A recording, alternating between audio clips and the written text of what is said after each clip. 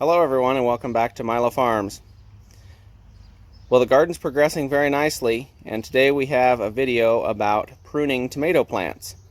That's not something we've ever tried before, but been doing a little bit of research and determined that it's possible to prune them and possibly get better yields and less of a wild plant going every which way. So based on what we found on the internet,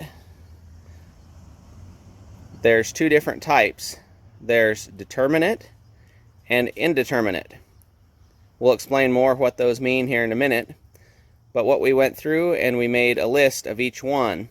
So the ones that have the I next to them are indeterminate, and the ones that have the D's next to them are determinate. And then we also found the ones with the I next to them, the early girls, those, according to what we read, could kind of go either way. So on those, half of them we pruned and the other half we didn't. So we'll have a little demonstration of what you're looking for and how to prune it, and then we'll kind of demonstrate how you go about doing that. And it looks like the puppies are all ready to help today. You guys ready to go? Yeah, let's go, puppies. Come on. So there's two different types of tomatoes, and as you saw on the list, we went through and found out which one was indeterminate and determinate.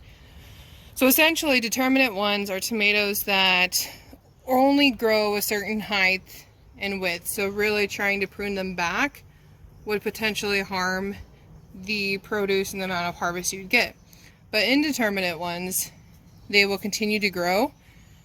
And these, if you pick off and help prune the suckers, it will help them to focus on new growth and the fruit. The other reason why you would want to clip off the suckers, that is basically, like I said, just leafy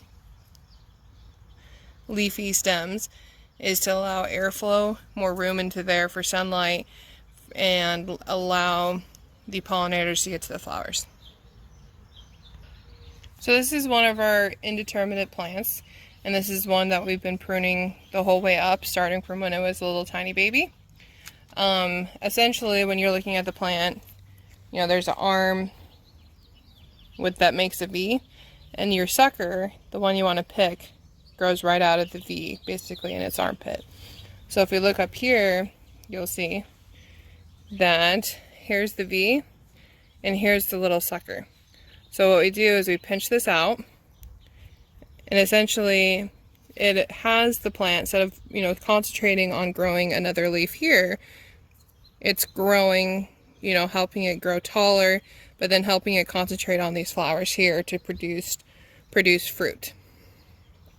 So what we do is we go around the plant. So back here we see the V again. The sucker's a little big, but it's okay. We just rip them off, and we stop the growth there.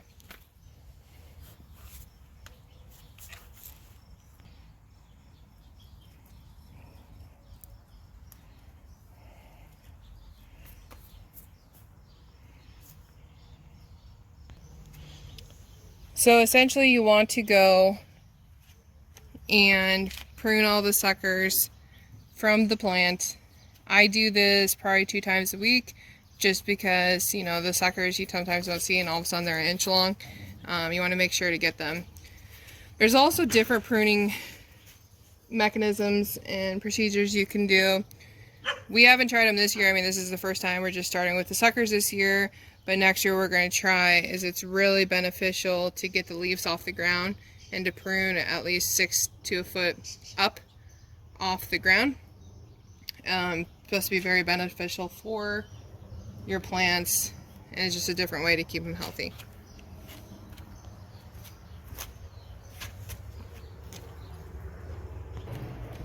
So we're going to just go on a little tour of the garden now, and we're going to start with, on the right hand side, we've got some potato plants. We never tried potato plants with building them up with barrels around them to try to get more potatoes, but that's something we read about and giving it a try this year, so we'll see if it's actually going to work out. These are going to be some purple potatoes, small purple potatoes. Not sure exactly what breed they are.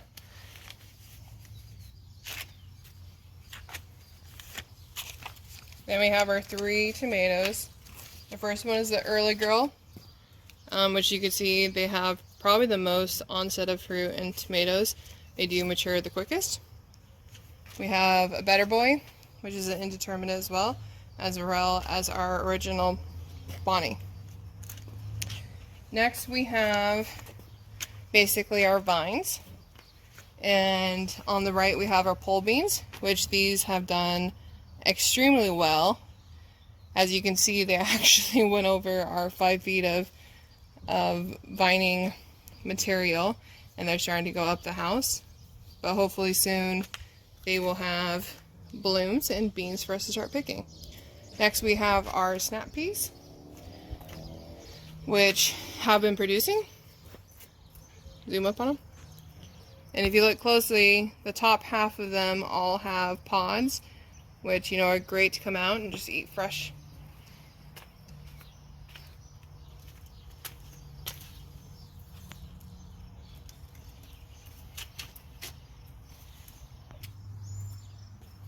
Next we have our cabbages and our eggplant. So this area where we're doing our cabbages are 45-day cabbages.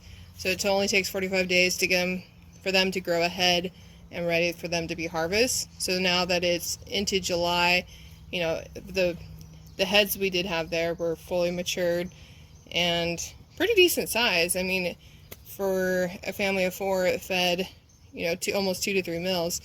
So we picked all of them, harvested them, and we're actually back growing some more because we did like Bonnie's 45-day cabbage. So we'll see 5 of them here, and then we picked up at a local nursery an eggplant just to try and see what happens. As we keep moving down, we have again the trellises again. We have a different variety of peas, but they're peas where, again, they're edible to eat both the pods as well as the actual peas inside. They've been a great source of afternoon snacks, coming out and just eating them fresh from the garden. Then we have our cucumbers that actually have been doing very well. They've been having a little bit of trouble actually trellising up, but they should keep climbing. But as you can see, they have quite a few blooms and are producing little tiny cucumbers. Next we have our tomatoes again. We have the big beef on the right. The next one, Better Boy. Both different varieties we're trying this year. This one is a new one. It hasn't been growing very well. It's one of the weakest ones probably in our lot, but this is a Jet Star. You can see, you know, a couple of tomatoes down there and some blooms, so hopefully that one will keep growing during the summer. We have our next massive one is an Early Girl. They, again, like I said, Early Girl seems to do very well in our garden. So the next 2 we have here are actually Super Sue. The one was really small and didn't think it would actually grow, so I ended up buying another one. But you can see they're both doing very well. They're both outgrown the cages. Look very healthy, and we're excited to try those as well. The next one, as we come around the corner, is your Sun Sugar. So these are like cherry tomatoes, but they're little tiny orange ones. Apparently they taste good. They're a lot sweeter tomato. They're much like a cherry tomato, but they're much sweeter. They don't give you a stomach ache if you eat a bunch of them. They're much less acidic. The next one after that is our Amish paste. It was this one, kind of like the Jet Star and the Super Sue. It was very small. It was only about 4 inches tall, and it took a long time before it finally got its growth spurt. It's still, you know, way behind all the rest of them, but it's catching up and making a turn. The next couple we have again the Early Girl, and as you can see that one towers above the rest. We have next to it a Better Boy, And in the corner, a super fantastic. Then coming around the side, we have a celebrity. And celebrity is one that's a determinate, so we haven't been plucking it. And we have another early girl. So out here in the middle, we have some different squash plants. There's summer squash, there's crookneck, and there's some zucchini. So this is a zucchini plant right here. You can see down in here, we've got the first zucchini coming on. We have lots of blooms here. Hopefully the bees are helping out with those. And then behind us here, we have the crookneck squash. Right down here, there's quite a few crooknecks that are getting close to being able to be harvested. Another week or so maybe, they should be ready to go. Got one over here that's kind of got a little weird shape to it, but should be a good tasting squash. We've grown these in the past and they've always been really good. Then over here we have two more of those barrels of potatoes that we're trying. And then we'll continue on with some more tomatoes and beans around the corner here. So this tomato plant is early girl again. And we come over to our cucumbers and our pole beans again. So you can see the beans are climbing. They love to climb. Our cucumbers starting to climb. But not yet. But the cucumbers here are actually producing quite well. We've got, I think, about 3 or 4 big cucumbers already. But if you zoom up closer, you can see all the little babies. So the flowers, you know, bloom, and then they starting to my baby little cucumbers. Our next plant here, our tomato, is a big beet. And then our last one we have in this section of the garden is the celebrity. And that one is a determinate as well, so we don't prune, it suckers. Then we kind of have more of our row crops, which we have beans in the front and we have beets in the back. So our beans, you can see, have all those purple flowers. Each one of them will be a bean.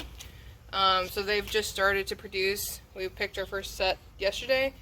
So at this point, you know, it's really crucial to come back, pick at least twice a week, to make sure that none of your beans are overgrown or too tough for eating. Then we do have some of our purple queens. They were a tougher bean to try to grow, but we're excited to see those. As you can see, they're more purple based and the bean actually should be purple.